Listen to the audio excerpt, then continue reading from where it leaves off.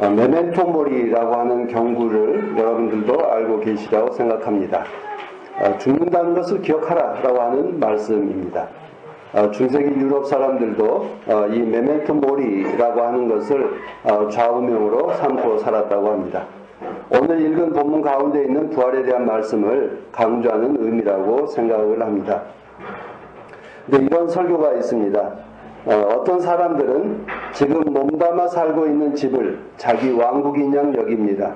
마음속으로는 언제고 죽어 떠날 수밖에 없음을 알고는 있으면서도 이 땅에 영원히 머물 것으로 착각하지요.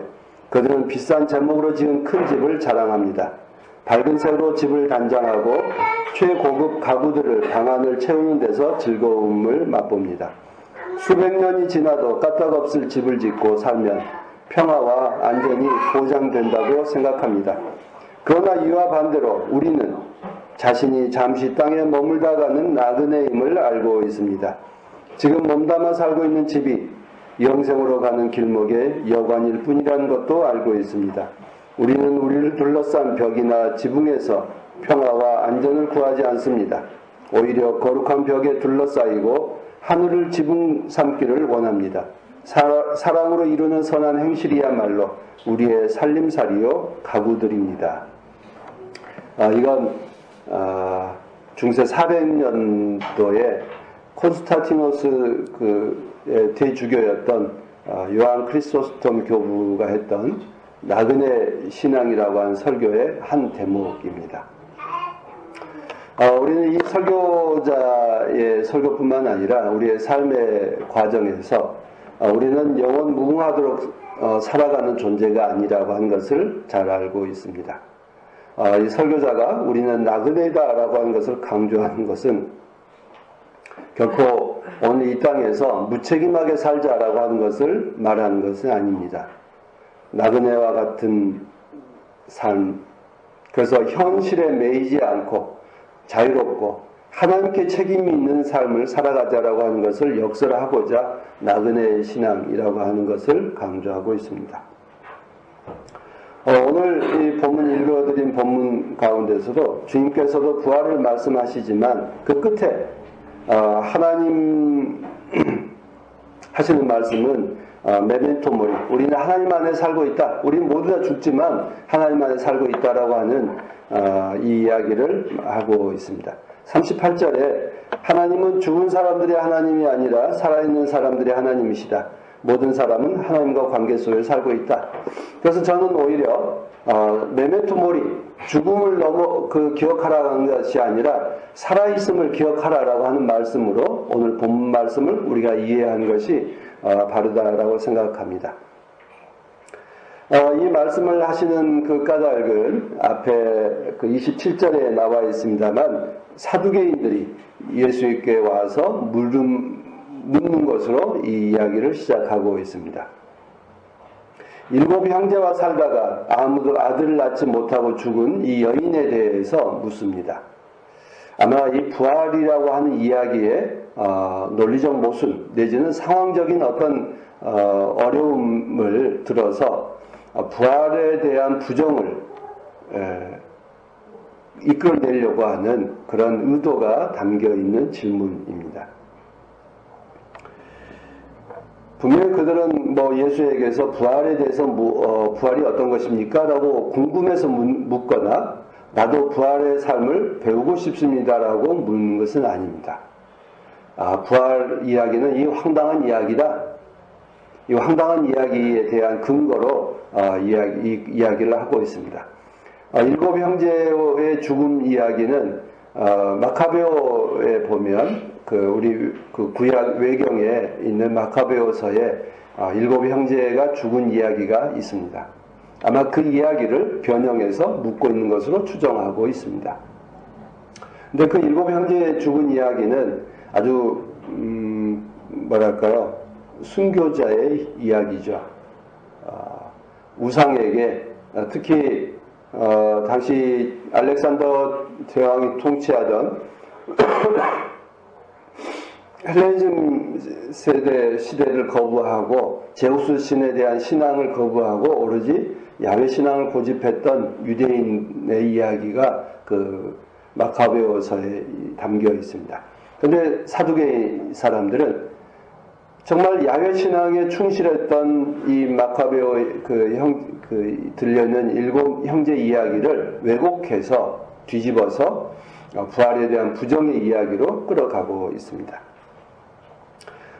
예수님께서 그들의 의도를 알고 계셨지만 진실을 말합니다. 그들의 잘못을 먼저 바로잡는데요. 아마 이 똑같은 질문도 좀 바꿔서 하면 어떨까요? 이 여자는 누구의 아내가 되겠습니까? 라고 묻는 게 아니라 7 남자가 남편이 있었는데 누가 진정한 남편일까요? 라고 물을 수도 있잖아요. 그런데 이 사람들은 이렇게 묻습니다. 근데 예수님께서 대답하시기를 아무도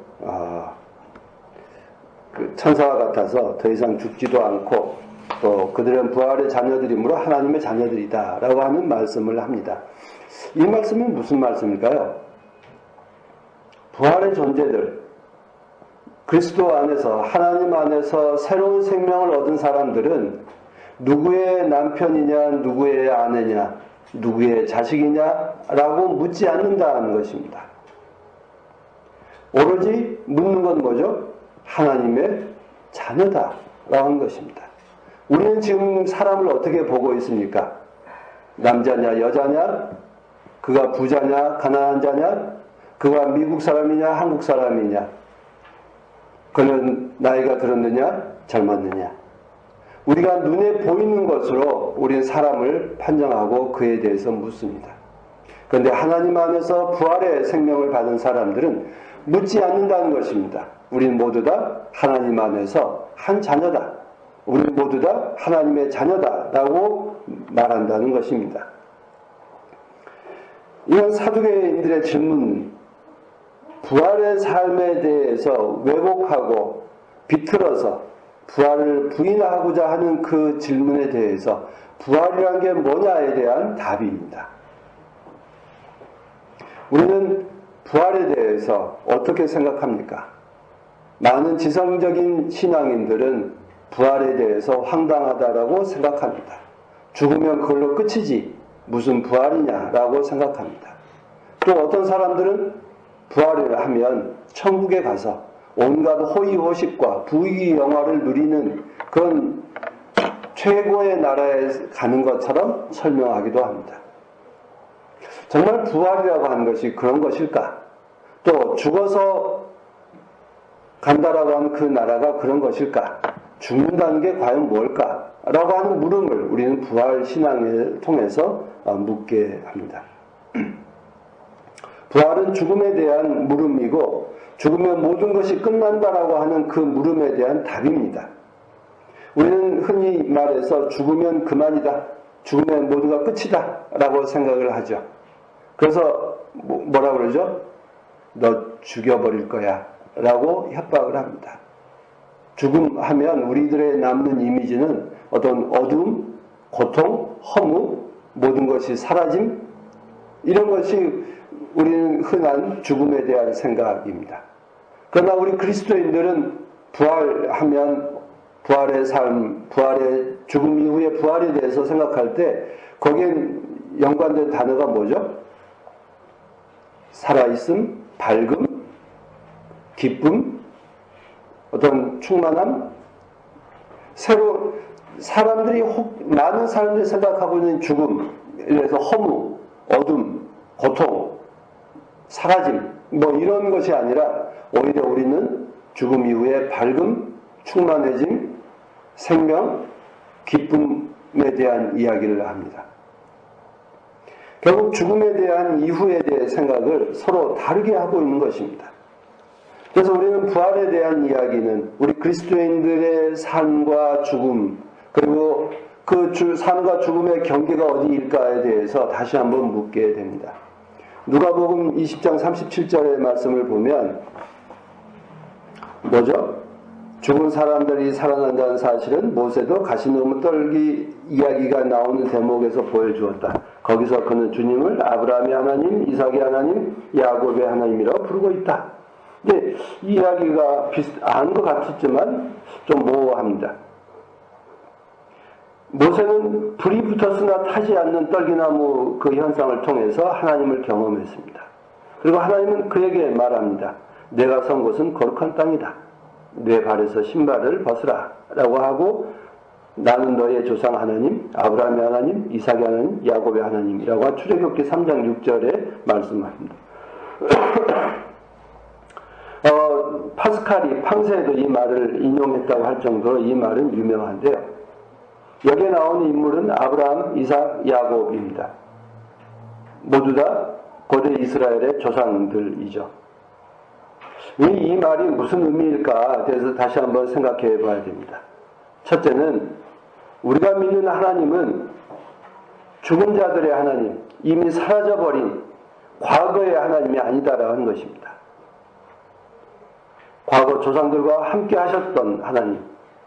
그래서 어떤 누구의 창작물이 아닌 하나님, 살아있고 역사 속에서 과거에도 지금도 활동하시는 하나님이시다라고 하는 것을 말하고 있고, 그리고 과거에 약속했던 그 하나님이 약속을 오늘도 우리들에게 하고 계시다라고 하는 것이고요. 아브라함과 이삭과 야곱은 과거의 존재가 아니라 여전히 우리 안에서, 하나님 안에서 살아있다라고 하는 것을 강조하는 대목이 이 출애굽기 3장 6절의 말씀입니다. 그래서 38절에 누가복음 20장 38절에 하나님은 죽은 사람들의 하나님이 아니라 살아있는 사람들의 하나님이다 이렇게 말하고 있습니다. 근데 이런 걸 들으면 마치 말장난처럼 들릴 수도 있습니다만 아브라함과 이삭과 야곱은 분명히 죽었죠. 그리고 세상에서 사라졌습니다. 한마디로 이야기하면 예수께서 말씀하실 때 그때쯤이면 뼈도 못 추렸죠. 뼈가 다 사라지고 누구가 있는지 아무도 알지 못합니다. 모세의 이런 발언에 근거해서 부활을 말한다는 게 참 와닿지 않는 대목이기도 해요. 그래서 그런지 초기 기독교도 이 부활에 대한 이야기를 하면서 매우 어려웠던 것 같습니다. 부활신앙은 언제부터 구약 성경에는 별로 나타나지 않는데요. 부활신앙은 페르시아 식민지 이후에 페르시아 이란의 그 영향하에서 부활신앙이 비로소 이스라엘 종교에 큰 영향을 끼치기 시작합니다. 그런데 똑같은 구절이 오늘 이야기 한번 누가복음 20장 27절 위에 뭐라고 써 있어요? 제목이 뭐예요? 부활 논쟁이죠. 마태복음에도 있고 마가복음에도 있습니다.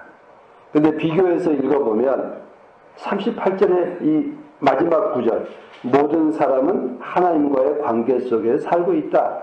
이 대목은 누가복음에만 딱 기록을 했어요. 왜 그랬을까?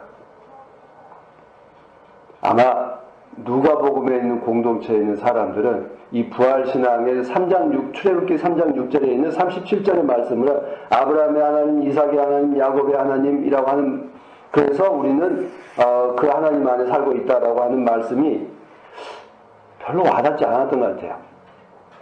그러니까 해석하고 강조하기 위해서 모든 사람은 하나님 안에 살고 있다. 그러니까 아브라함도 이삭도 야곱도 살아있고 오늘 우리도 하나님 안에 살고 있고, 그리고 아브라함도 오늘 우리들에게 영향을 끼치고 있다라고 하는, 그래서 그 말씀을 하기 위해서 이 대목을 포함시킨 것 같습니다. 그런데 이 문장도 역시 조금씩 어려운 게요. 개역 개정판은 하나님에게는 모든 사람이 살아있다. 공동번역은 하나님 앞에 있는 모든 사람들은 살아있다. 새번역은 모든 사람은 하나님과 관계 속에서 살고 있다. 천주교에서 번역한 성경은 사실, 하나님께는 모든 사람이 살아있는 것이다. 사실이라고 하는 단어를 포함시켜서 이 같은 구절인데 번역에 따라서 약간씩 달라요. 근데 핵심은 모두 다 하나님 앞에 살아있다라고 하는 대목입니다. 살아있다는 게 뭘까요? 아브라함도 죽었고 이삭도 죽었고 야곱도 죽었는데 살아있다라고 말합니다. 우리 아버지도 죽었고 우리 할아버지도 다 죽었어요. 우리 믿음이 아무리 좋았다라고 이야기하는 그 훌륭한 순교자들도 다 죽었어요. 교황도 죽었고 교부들도 죽었고 다 죽었습니다. 그런데도 불구하고 살아있다, 하나님 안에 살아있다라고 하는 건 과연 무엇일까요? 살아있다는 게 무엇일까? 우리는 숨쉬고 심장이 뛰고 먹고 뇌설하고 하면 우리는 살아있다라고 생각을 하죠. 숨이 멎고 심장이 멎으면 죽었다고 말합니다. 그런데 현대에 와서는 어려운 게 뭐죠? 심장은 뛰고 있는데 뇌는 죽었어요. 그러면 이 뇌사자에 대해서 좀 살아있다라고 말할까? 대표적인 누구예요? 지금 이건희 씨 같은 경우는 살아있지만 죽은 존재이지만 죽었지만 또 살아있는 이 모호한 신비한 경지를 지금 살고 있습니다. 살아있다는 게 과연 뭘까? 그런데 또 한편으로는 몸이 건강한데 정신이 죽어서 한마디로 살인마 이런 이춘재 같은 사람도 있고요. 이건 좀 살아있지만 살아있는 존재가 아니죠. 과거의 조선시대에는 팽형이라고 있었어요. 사람을 솥에 삶아 버리죠. 근데 실제로 삶은 게 아니라 가마솥에 그 사람을 집어넣었다가 꺼냄으로 인해 가지고 너는 죽은 목숨이다. 한마디로 명예살인형이에요. 명예사형형인데 그 사람 완전히 살아있지만 죽은 사람으로 취급해서 아무도 그에게 말을 걸거나 뭐 밥은 주지만 관계가 그렇습니다. 그게 팽형이라고 하는 건데, 이제 그런 관계. 정말 살아있다는 것과 죽었다는 게 어떤 것일까? 오늘 이 11월 달에 들어와서 이 본문 말씀을 읽는 까닭은 아마 교회력으로 11월 달에, 개신교에서는 좀 많이 사라졌지만, 루터교나 유럽의 예전적 교회들은 11월 달은 위령의 달 해서 죽은 자들을 추모하는, 그래서 죽은 자들과 나는 어떤 관계인가, 또 가을의 계절에 들어와서 모든 것이 사라져가고 있는 이 때에 정말 살아있다는 것과 죽어있다는 것이 무엇일까에 대해서 우리로 하여금 다시 한번 생각해 보게 하는 그런 본문 말씀입니다. 살아있다는 것과 죽었다는 것은 백지 한 장 차이입니다. 어떤 사람은 밤새 안녕이라고 하는 말처럼 밤새 돌아가신 분도 계시고요. 또 뇌사자가 있었는데 깜짝 또 깨어난 사람도 있기도 하고요. 그래서 살아있다는 것, 죽어있다는 그 경계선에 대해서, 그 순간에 대해서 우리는 알지 못합니다. 그리고 운이 좋아서 어떤 사람은 100세 수를 누리기도 합니다. 또 어떤 사람은 이번에 온 어떤 한 잡지에 보니까 97세인데 현역 의사로 활동하는 분도 있습니다. 근데 어떤 분은 나이가 들어서 병원에서 아주 오랫동안 고통을 겪는 분도 있습니다. 근데 어떤 사람은 30대에 죽기도 하고 100세를 누리기도 합니다. 30대에 죽는 것, 90세에 죽는 것, 굉장히 큰 차이가 있죠. 60년이나 긴 세월의 차이가 있습니다.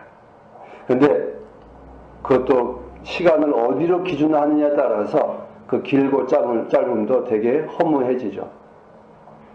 우리 개신교를 시작한 루터는 1546년에 죽었어요. 근데 장로교에 영향을 끼친 멜랑히톤 같은 경우는 1560년에 죽었어요. 이 사람 살인 몇 년이죠? 이광윤 집사님.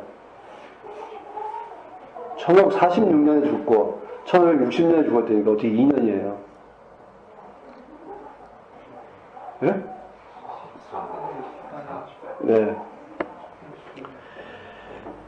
몇 년 안 되죠? 1546년, 1560년, 14년 차이밖에 안 됩니다. 500년이 지난 지금 우리가 볼 때는 14년밖에 안 돼요. 근데 당시 그 시대를 사는 사람한테 14년이나 차이가 나는 긴 차이죠.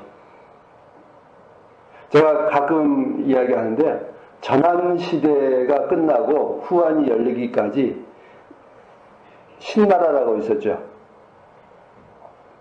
신나라 왕망이라고 그 사람이 다스렸 그 신나라는 30년 있었어요. 박정희 18년이에요.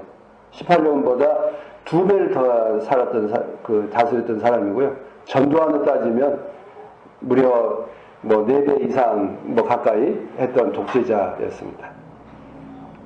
생각해보면 시간의 기준을 어디에 두느냐에 따라서 참 이렇게 우리가 시간의 느낌이 달라집니다. 그런 점에서 시간은 똑같지 않다는 것이죠. 우리에게 아인슈타인 상대성 이론을 말하기 전에 우리 시간에 대한 느낌은 아주 다릅니다. 젊은 사람들이 생각하는 1년, 나이 든 사람들이 생각하는 느낌이 1년이라고 하는 건 그 시간의 차이는 아주 크게 나타나고 있습니다.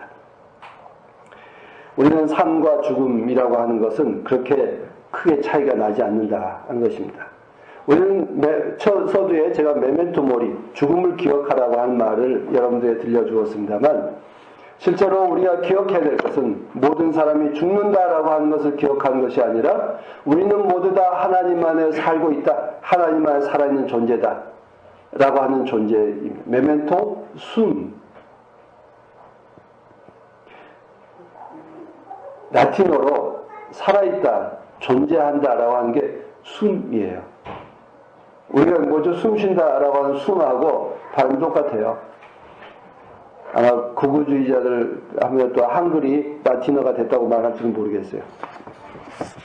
숨, 존재한다, 살아있다. 오늘 말씀을 통해서 정말 기억해야 될 건 우리는 모두 다 하나님 안에 살고 있다라고 하는 말씀입니다. 하나님 안에서 삶과 죽음의 경계. 이미 죽은 아브라함과 이삭과 야곱도 하나님 안에 살고 있고 오늘 내가 숨쉬고 있다라고 하는 나도 하나님 안에 살고 있습니다. 그런 점에서 부활이란 게 과연 뭘까? 부활이란 우리에게 삶에 대해서 다시 한번 생각하게 하고 내 삶에 대해서 새로운 기회를 주시는 축복의 말씀이고 우리 하여금 새로운 생명으로 인도하는 새로운 기회입니다. 부활은 우리에게 주시는 기회입니다. 과거와 다른 삶을 살도록 깨우쳐 주시는 깨우침입니다. 과거에 나는 사람에 대해서 남자냐 여자냐 유대인이냐 이방인이냐 부자냐 가난한 자냐 라고 따졌다면 이제 부활의 삶을 살고 있는 우리들에게서는 사람은 모두 다 하나님의 자녀입니다. 모두 다 하나님의 사랑을 받는 소중한 존재입니다라고 하는 이 말씀입니다. 우리는 모두 다 하나님의 자녀입니다. 우리는 모두 다 하나님 안에 살고 있습니다. 부활은 우리들에게 사람을 새로 볼 수 있고 아니 내 삶을 새로 들여다볼 수 있는 소중한 새로운 촛대하는 기회입니다. 우리는 사람에 대해서 언제나 눈에 보이는 것으로 구분합니다. 오늘 학개서의 말씀의 핵심이 뭐죠? 이 성전을 계속 지어라 입니다. 근데 이 성전이 어떤 성전이에요?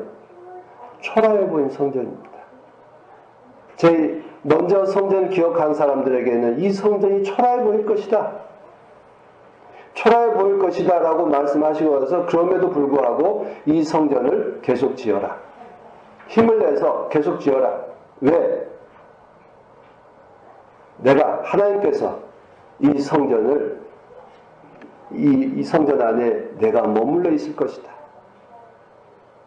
그리고 이 성전을 복되게 할 것이다. 영광스럽게 할 것이다. 그리고 이 성전에 평화가 깃들게 할 것이다. 그러니 너희는 이 성전을 너희 눈에 초라해 보인다고 하는 이 성전을 계속 지어라. 힘을 내어라.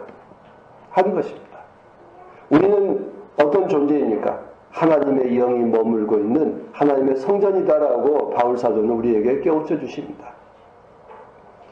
우리가 다른 사람들의 눈에 추하게 보이든 초라하게 보이든 늘 어떤 형태로 보이든지 간에 우리는 모두 다 하나님의 영이 머물고 있는 거룩한 성전이고 하나님께서 영광스럽게 하는 그 존재이고 하나님께서 우리에게 평화를 주시는 존재이라는 것입니다. 부활은 우리를 새롭게 보는 것입니다. 우리를 거룩하게 보는 것입니다. 우리를 하나님의 자녀로 새로운 존재로 부름받았다는 것을 새로 깨닫는 것입니다. 우리는 부활의 기회를 주시는 하나님께 감사를 드립니다. 그런데 사두개인들은 그 부활의 기회를 반대합니다. 다른 사람들에게 주는 그 부활의 기회가 없다라고 하는 것을 말하려고 합니다. 그래서 누구도 부활의 삶을 살지 못하도록 방해합니다. 그것이 데살로니가 후서의 악마의 자녀들, 방해꾼들이라고 말로 되어 있습니다. 우리는 우리 스스로 부활의 삶을 방해하는, 내 자신의 부활의 삶을 방해하는 방해꾼이 되지 않기를 바랍니다. 또 다른 사람들의 부활의 삶을 방해하는 방해꾼이 되지 않기를 바랍니다. 우리는 주님의 말씀 그대로 우리는 거룩한 부활의 자녀들입니다. 그리고 하나님 안에 살아있는 영원한 존재들입니다. 오늘 우리들에게 이 가을의 계절에 모든 것이 쓰러져가고 죽음의 세계로 간 것 같은 이 황량한 계절에 오히려 우리들에게 새로운 생명의 기회를 주시고 새로운 삶으로 초대해 주시는 주님께 감사하는 그런 찬양과 예배를 드릴 수 있길 바랍니다. 오늘 공동번역 38절로 다시 읽어드리면 하나님께서 죽은 자의 하나님이 아니라 살아있는 자의 하나님이시라는 뜻이다. 하나님 앞에 있는 사람들은 모두 살아있다. 모두 살아있는 사람답게 복되고 즐겁게 살아갈 수 있기를 축원합니다. 기도하십시다.